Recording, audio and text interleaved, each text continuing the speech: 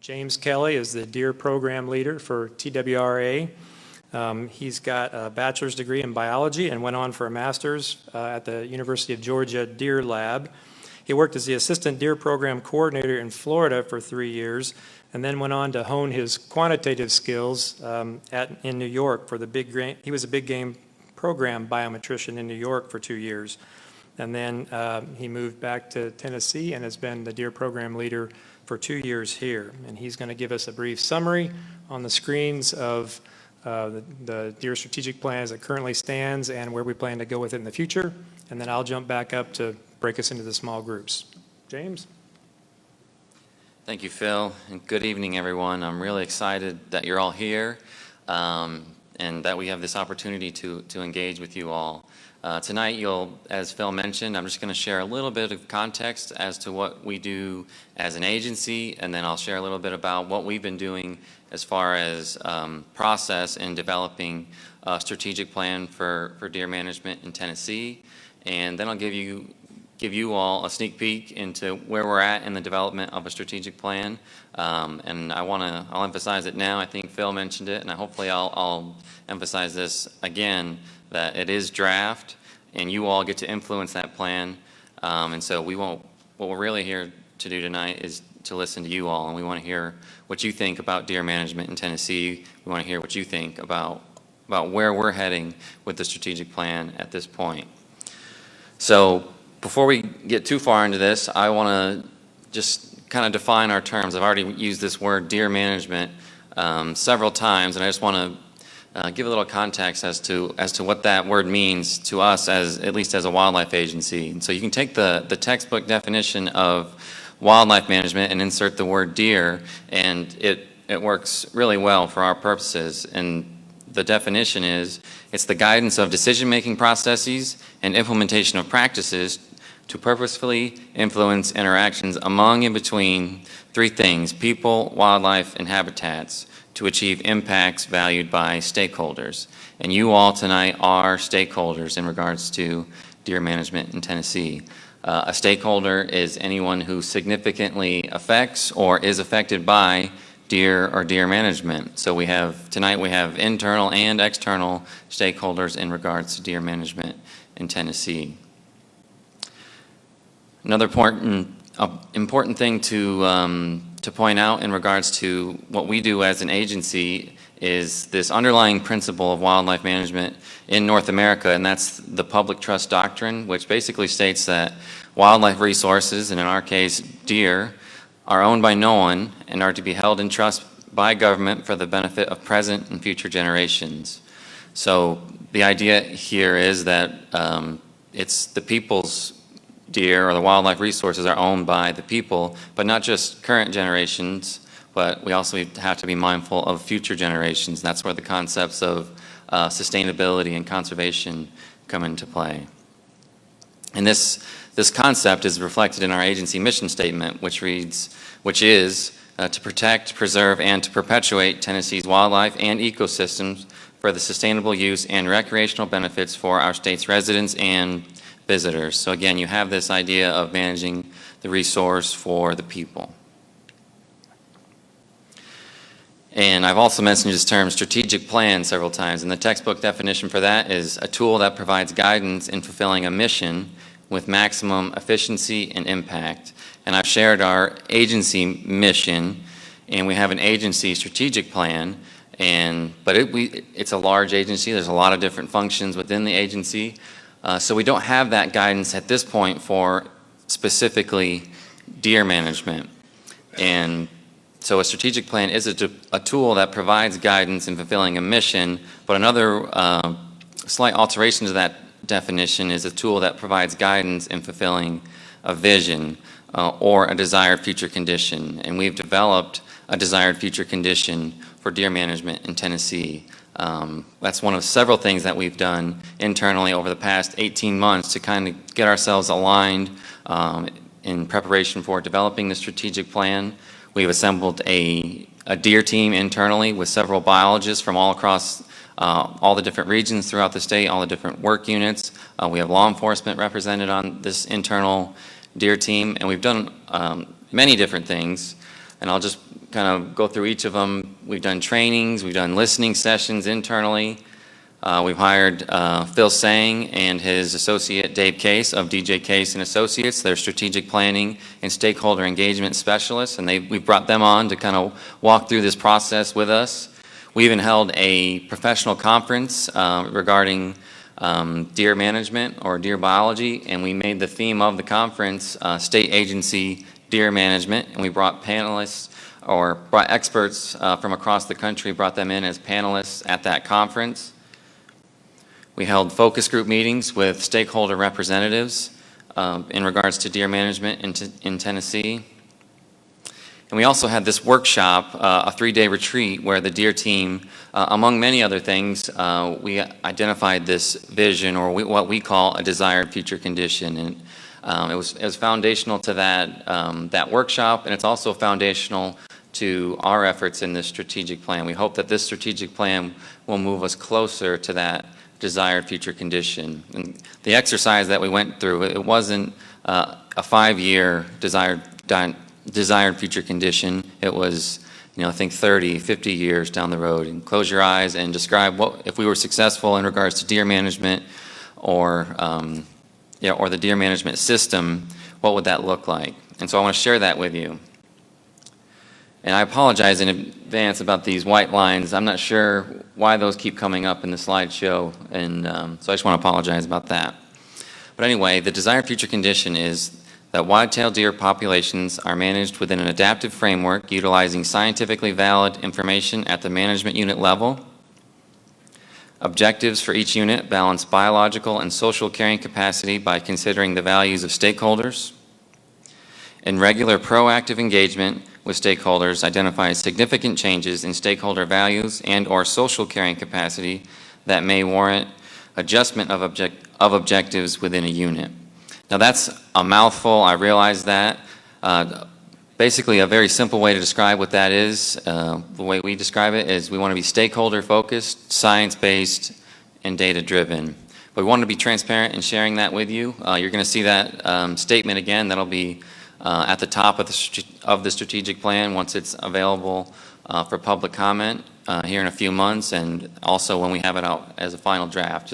That'll be at the top. And that, again, we want this version of the strategic plan to move us closer to that desired future condition.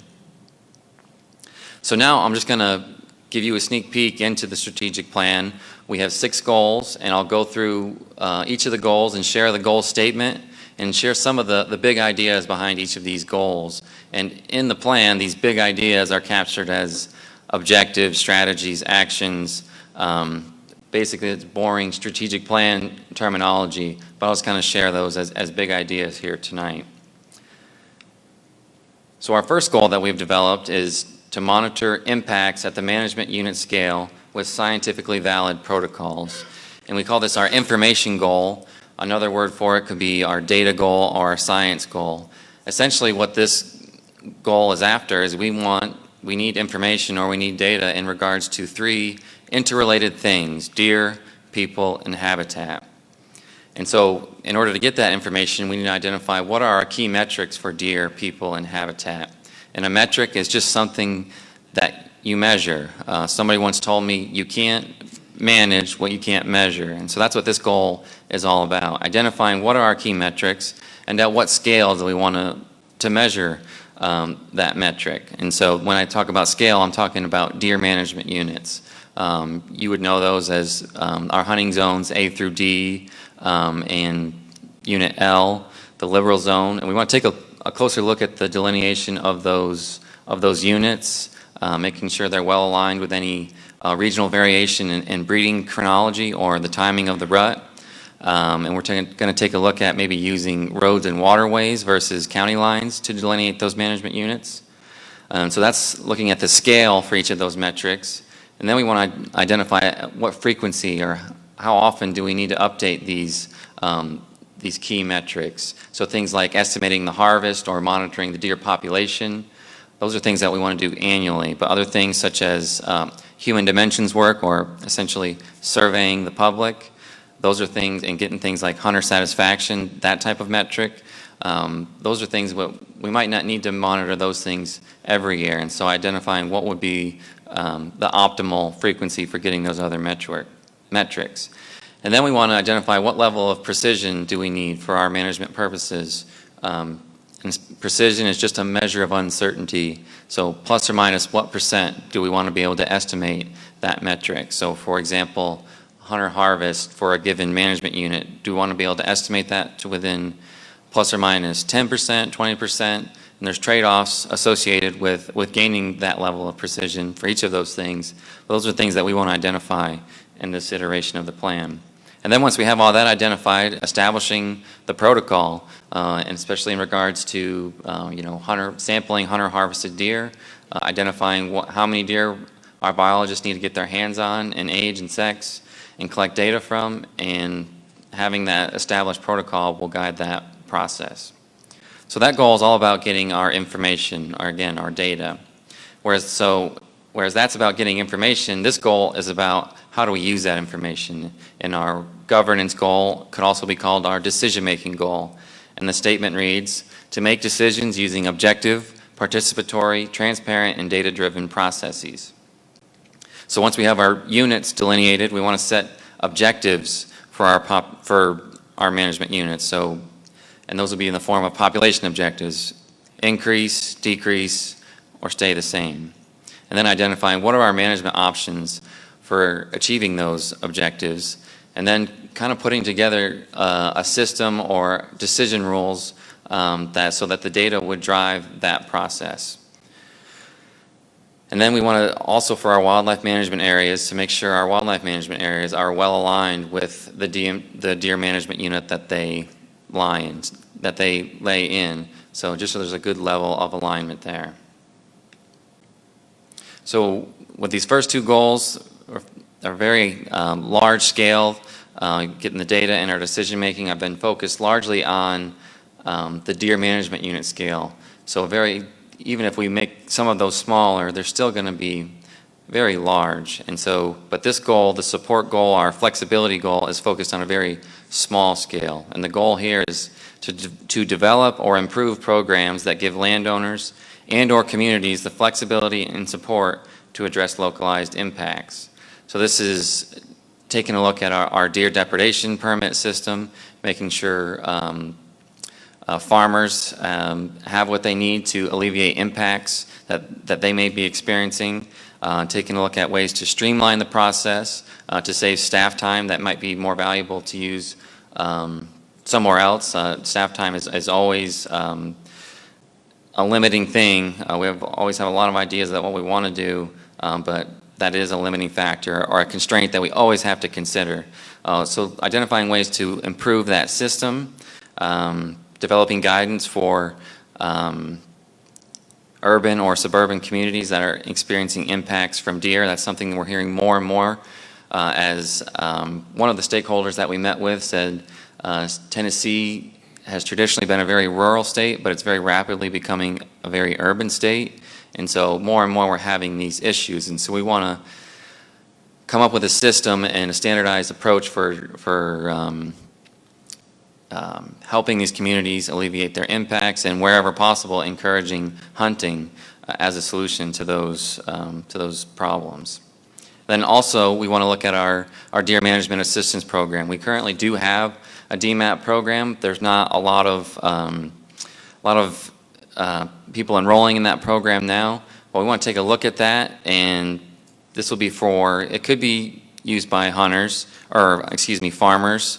who want to increase the antlerless harvest on their property, but do it through regular hunter harvest. But this might be properties enrolled in or employing quality deer management on their property, or it might be a forest landowner trying to alleviate impacts on forest regeneration, or just any situation where a landowner might want to have more flexibility in the antlerless harvest on their particular property or a group of adjoining properties. So the next goal is our communication goal, and the goal here is to foster understanding and communication about deer with the public. And this is a two-pronged goal. The first prong is education, where we want to take a look at our website content and come up with a plan for improving our website, making sure the content is accurate and excellent, making sure everything on there is aesthetically pleasing. Similar approach for social media, coming up with a plan for engaging with the public, maybe with public workshops. The other prong is engagement, and this is more of a two-way dialogue with stakeholders, developing our relationship with key stakeholder representatives, finding opportunities for dialogue with key stakeholders about deer management, and making sure the stakeholders are bought into our approach to deer management in Tennessee. The next goal is called our resource goal, and the goal here is to ensure adequate resources are available and secure to support deer management in Tennessee. Essentially, this goal is to make sure we have everything we need to deliver the plan.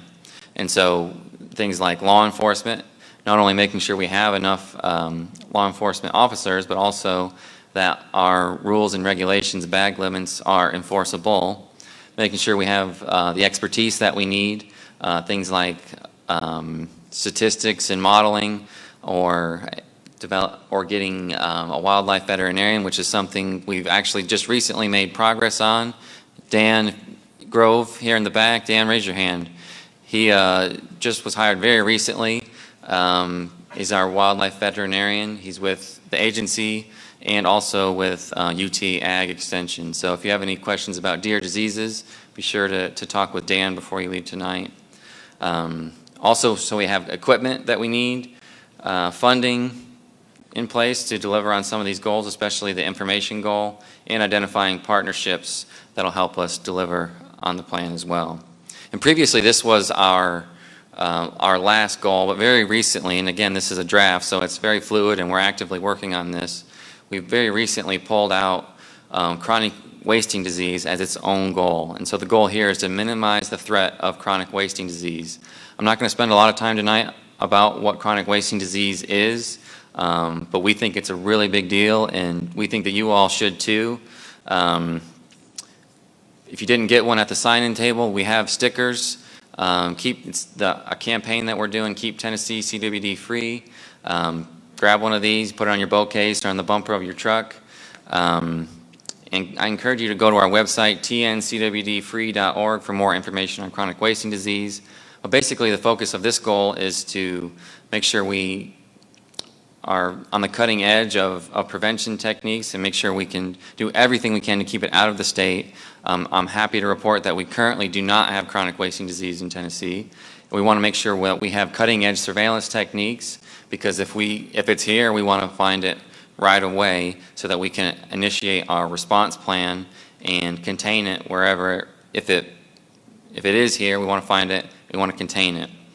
And then also a big part of this goal is, again, communicating with the public, with partner organizations, because again, it's just a really big deal, and something the agency takes very seriously, and our commission has taken very seriously as well. So those are our 6 goals that, again, they're draft, but we want to hear from you about what you think about each of those goals. And if you're not sure where your input tonight fits within any of those goals, that's fine. We want to hear what you think about deer in Tennessee. And before I give it back over to Phil to kind of direct our next steps, I just want to share a little bit about what you can expect as far as finalizing this plan. So from now and through October 15th, we'll kind of summarize the comments that we get tonight, that we got last night, that we'll get tomorrow night. We're going to put this presentation online for folks to view and then provide comment. So we'll synthesize all of that comment and revise a plan accordingly. And then we'll kind of have a final deer team version of the plan, and then do a lot of internal vetting and get executive approval through the month of November. And then early in December, we're going to preview this to our commission and kind of just give a presentation about the plan. And at that time, the plan will go online in its entirety for a 30-day comment period. And if you signed in tonight with your email address, you'll get an email right away when that's available for public comment. And then in January through February, again, we'll summarize the comment, adjust the plan accordingly, and then we'll present at the February 21st commission meeting to our commission for for final approval, and then hopefully at that point, we will officially be into the implementation phase of our strategic plan.